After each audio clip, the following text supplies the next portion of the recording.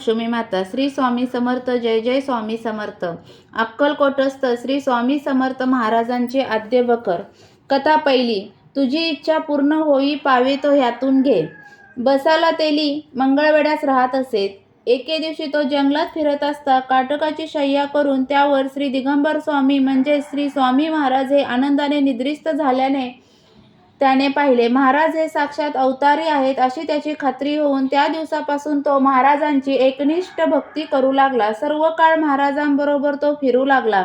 त्याची बायको मोलमजुरी करून पोट भरी. घरी दरिद्र फार असून नवरा वेड्याच्या नादी लागला. कामधंदा करीत नाही म्हणून ती फार दुःख करीत असे. याप्रमाणे बरीच वर्षे गेली. बसापाची भक्ती पाहून महाराज सुप्रसन्न झाले. त्या बसापाचे दारिद्र्य दूर करण्याचे त्यांच्या मनात आले. मग तेथे काय उशीर. एके दिवशी 4 घटका दिवस असता बसापास बरोबर घेऊन महाराज लगतच काटवण म्हणून गाव आहे त्या गावाच्या जंगलात गेले. महाराज पुढे व बसापा मागे याप्रमाणे जाता जाता अस्तमान झाला. एकाएकी त्या जंगलात हजारो सर्प दिसू लागले. जिकडे पाहावे तिकडे सर्पच सर्प. असे पाहून बसापा घाबरून गेला व श्री स्वामींचे चरणी लागला. त्यास अभय देऊन महाराज म्हणाले, तुझी इच्छा होई पावे तो ह्यातून घे, घाबरू नको. श्री स्वामींच्या शब्दावर विश्वास ठेवून आपल्या अंगावरील वस्त्र सर्पावर घालून भीत भीत एक सर्प बसापाने हस्तगत केला. सर्प 1.5 हात लांब होता. तो बसापाने आपल्या काखेत ठेवला. मग रानातील सर्व सर्प नाहीसे झाले. बसाप्पा व महाराज मग गावाकडे परतले. गावाजवळ एक छान बाग होती. त्यात महाराज बसले व बसापास आज्ञा केली की घरी जाऊन तुझ्या काखेत धन आहे ते घेऊन स्त्री पुत्रासह आनंदाने राहा. महाराजांचे चरणी साष्टांग प्रणिवत करून बसाप्पा स्वगृही गेला. भरतार घरी आलेला पाहून त्याचे स्त्रीसही आनंद वाटला.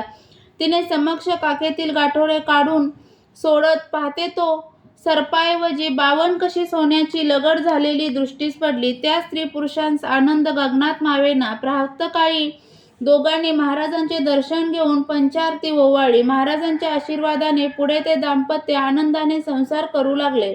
महाराज अक्कलकोटास आल्यावर बसाप्पा महाराजांच्या दर्शनास प्रतिवर्षी येत असत. दुसरी म्हणजे तुझे कार्य होईल. मंगळवेढ्यास एक 60 वर्षांचा शूद्र होता. 52 वर्षाच्या वयाची त्याची बायको होती. तिजला संतान नसल्याने ती फार कष्टी होती. बाई पतिव्रता असून मोठी भाविक होती.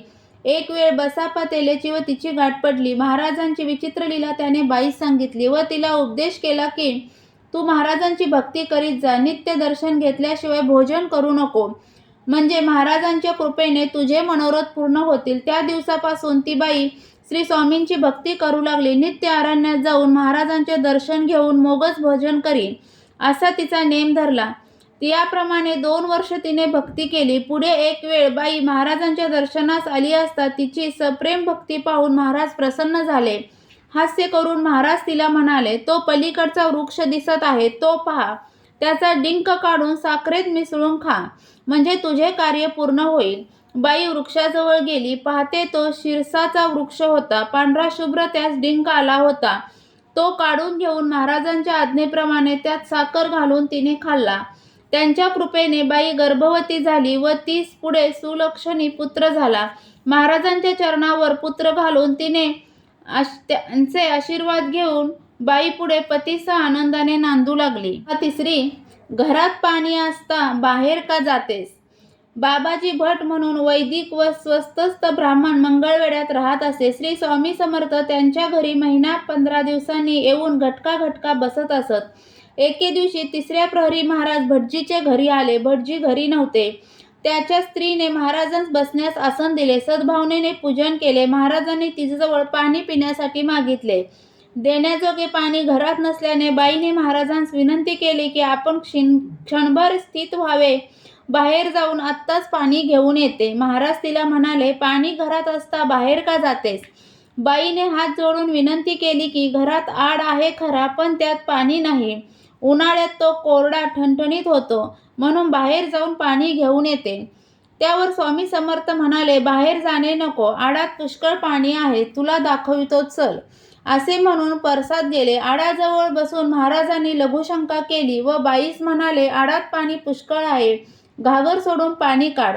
बाईने महाराजांच्या वाक्यावर विश्वास ठेवून घागरीस दोरी बांधून आडात सोडून दिली. घागर पाण्याने तेव्हाच भरली व आडात पुरुषभर पाणी आले. बाबाजी भटजी तितक्यात घरी आले आणि झालेला प्रकार पाहून महाराजांस साष्टांग नमस्कार करून त्यांनी महाराजांची स्तुती केली. पाणी गोड विपुल होऊन पुढे पाण्याची तूट भटजीस कधीच पडली नाही. हे बाबाजी भट पुढे पंढरपुरास येऊन राहिले व हा चमत्कार सर्वांना माहिती पडला. कथा 4. तंतुकाराचे दारिद्र्य निवारण. मंगळवेढ्यास महाराजांचा एक तंतुकार भक्त होता. तो दारिद्र्याने फार पिडला होता. भिक्षा मागून उदरनिर्वाह करीत असे. महाराजांची एकनिष्ठेने सेवा तो करीत असे. सेवा करता करता 3 महिने झाले. महाराजांस भक्ताची करुणा आली. एके दिवशी रात्री महाराज ज्या ठिकाणी निद्रिस्त झाले त्याच ठिकाणी तंतुकारही निजला होता. तंतुकाराच्या स्वप्नात महाराजांनी दर्शन देऊन दृष्टांत दिला तो असा की तुझा बाप पूर्वी मोठा व्यापारी होता. पंढरपुरास यात्रेकरिता तो गेला असता एकाएकी मरण पावला. तुझी आई त्यापूर्वीच मेली. तुझ्या घराचे मागे तुझ्या बापाने तुळशी वृंदावनाखाली पुष्कळ द्रव्य पुरून ठेवले आहे, ते तू काढून घे. असा चमत्कारिक दृष्टांत पाहून तंतुकार जागृत झाला. महाराजांच्या आज्ञेप्रमाणे घरी जाऊन तुळशी वृंदावनाखाली खणून पाहतो तो त्यास विपुल धन मिळाले. अत्यानंद होऊन श्री स्वामींचा तपास करीत तंतुकार जंगलात गेला व श्री स्वामींच्या चरणी मस्तक ठेवून आनंद अश्रूने श्रींच्या पायास अभिषेक केला. आशीर्वचन घेऊन पुढे तो आनंदाने संसार करू लागला. हा तंतुकार पुढे मोहळास येऊन राहिला. अशा स्वामींच्या अगद लीला आहेत. कथा 5. श्री स्वामी समर्थांची चळ आंबे गावातील लीला. श्री स्वामी महाराज मंगळवेढ्यास असता ते हमेशा पंढरपूर, बेगमपूर, चळ आंबे वगैरे नजीकच्या गावी जात असत. चळ आंबे हा गाव पटवर्धनांचा आहे. एके दिवशी श्री स्वामी समर्थांची स्वारी चळ आंब्यास रामदासी बुवांच्या मठात गेली. तेथे भोजन करून महाराज 2 प्रहरी निद्रिस्त झाले. रामदास बुवांनी काही काम असल्याने मठाचे दार बंद करून त्यास बाहेरून कुलूप लावून गेले. पुढे संध्याकाळच्या सुमारास श्री स्वामी समर्थ भीमा नदीच्या वाळवंटात खेळत बसलेले लोकांनी पाहिले. चळ आंबे गावास भीमा नदी आहे. महाराज वाळवंटात बसले आहेत अशी वंदता गावात पसरून ते श्री रामदास बुवांच्या कानी पडले. महाराज तर मठात निद्रिस्त आहेत, वाळवंटातील स्वामी दुसरे कोणी असतील असे बुवास वाटले.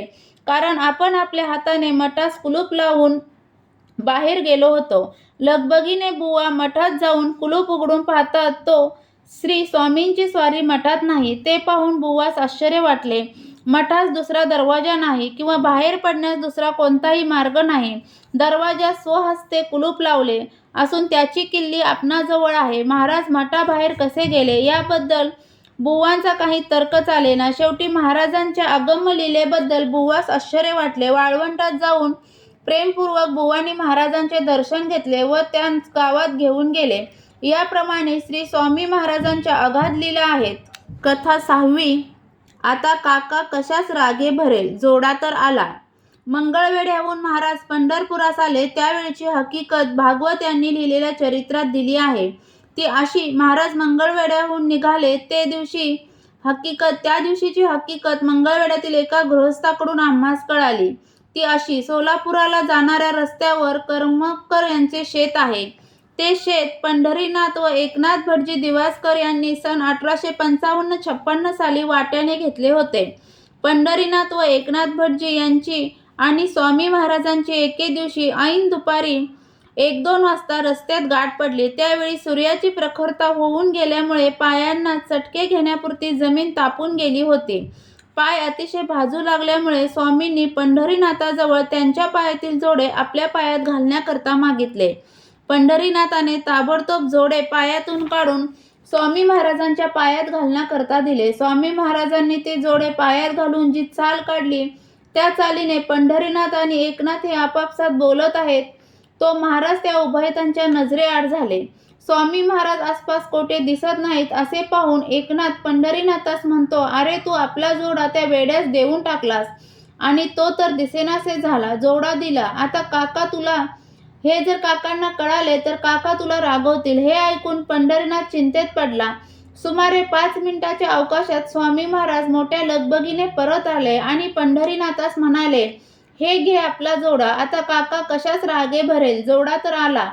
इतके बोलून पुन्हा इतर झपाट्याने ते चालते झाले. त्या दोघांस वाटले की हा वेडा इथेच कुठेतरी आड होता. त्याने आपले बोलणे ऐकून जोडा परत आणून दिला. पंढरीनाथाने जोडा पायात घातला आणि उभयता शेताकडे चालते झाले. सोलापूर वाटेकडून काही मंडळी अर्ध्या तासाने गावाकडे आले. ती मंडळी अर्ध्या वाटेत भेटली. त्यांनी हा वेडा लगबगीने कशाकरता आला होता याबद्दल चौकशी केली. यावरून हा वेडा इतक्या थोड्या अवकाशात सुमारे अर्ध्या कोसाच्या पल्ल्यावर असून त्याला आपले बोललेले शब्द कसे कळले याबद्दल मोठे आश्चर्य वाटले आणि हा आपण म्हणतो तसा वेडसर नसावा अशाविषयी त्या सर्वांची लोकांची त्यावेळी खात्री झाली. त्या दिवशी स्वामी महाराज जे गेले ते पुन्हा मंगळवेढ्यास परत आले नाहीत. कथा 7वी. श्री स्वामी समर्थ महाराजांचे सोलापुरास आगमन. मोहोळहून श्री स्वामी महाराज निघाले ते सोलापुरास गेले. सन 1854-55 सालची गोष्ट आहे. काही महिने महाराज सोलापुरास राहिले. राजा भाऊ गुर्जर यांचे घरी महाराज राहत असे. एके दिवशी श्री दत्ताच्या देवळातील सोप्यात श्री स्वामी समर्थ दिगंबर रूपाने बसले होते. सायंकाळच्या वेळी पुष्कळ भक्तमंडळी दत्ताच्या दर्शनास आली. त्यात चिंतोपंत आप्पा टोळही आले. दत्ताचे दर्शन घेऊन प्रदक्षिणा करताना महाराजांची दिव्य मूर्ती दृष्टीस पडली. महाराजांस पाहून चिंतोपंत मनात म्हणाले, हे कोणी सिद्ध पुरुष असावे. असे मनात येताच महाराज म्हणाले, आम्ही सिद्ध पुरुष असो की कोणी असो, तुला काय करायचे आहे, तू आपल्या वाटेने जा. हे शब्द ऐकून टोळास आश्चर्य वाटले व ते मनात म्हणाले, हे कोणी मनकवडे असावे. त्यावर महाराजांनी पुन्हा उत्तर दिले, आम्ही मनकवडे असो की कोणी असो, तू आपल्या वाटेने जा. हे उत्तर ऐकून तर महाराजांचे अंतरसाक्षित्वाबद्दल चिंतोपंतांची पूर्ण खात्री होऊन महाराजांसान्निध्य जाऊन त्यांनी दर्शन घेतले व घरी येण्याबद्दल महाराजांना प्रार्थना केली. चिंतोपंतांची भक्ती पाहून महाराज त्यांच्या घरी गेले. भोजन करून चिंतोपंतांनी उत्तम प्रकारे महाराजांची सेवा केली व पुढे त्यांचे एकनिष्ठ सेवक बनले. कथा 8वी. तुझ्या मनात कांक्षा आली, आम्ही जेवित नाही. चिंतोपंत आप्पा टोळ यांची व श्री स्वामींची गाठ पडल्यापासून टोळ यांस महाराजांच्या अगाध लीलेबद्दल अनुभव येऊ लागला. टोळ यांची भक्ती महाराजांच्या चरणी दृढ झाली. मर्जी प्रसन्न पाहून टोळ हे महाराजांस आपल्या घरी भोजनास वगैरे नेत असत. एकदा महाराजांस चिंतोपंत घरी घेऊन गेले. मागील दारी स्नान करीत असता दाजीबा सोहनी यांनी व टोळांची मसलत झाली की स्वामी हे पाहिजे तिथे जेवतात. त्यांच्या पंक्तीस ब्राह्मणाने बसणे चांगले नाही, करिता स्वामींचे पान दुसरे पंक्तीस मांडावे असा बेत होऊन टोळ ओसरीवर धोतर नेसत आले.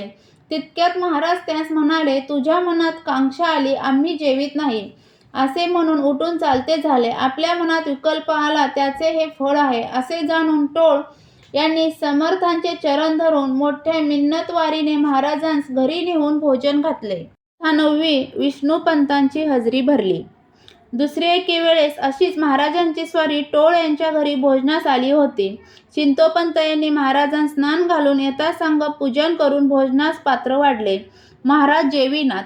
10 वाजून गेले. चिंतोपंत आप्पाचा मुलगा विष्णुपंत उर्फ दाजीबा त्यावेळेस सोलापूर कलेक्टरच्या दप्तरी कचेरीत कारकून होता. गोल्फ फिंच साहेब त्यावेळेस कलेक्टर असून हनुमंतराव पितांबर हे दफ्तरदार होते. दोघेही अधिकारी फार कडक असून सर्व कारकुनांनी बरोबर 10 वाजता कचेरीत यावे असा नियम होता. चिंतोपंताने चिरंजीवास सांगितले की तुला कचेरीत जाण्यास उशीर होईल, त्याकरिता घरात जाऊन जेवण उरकून घे.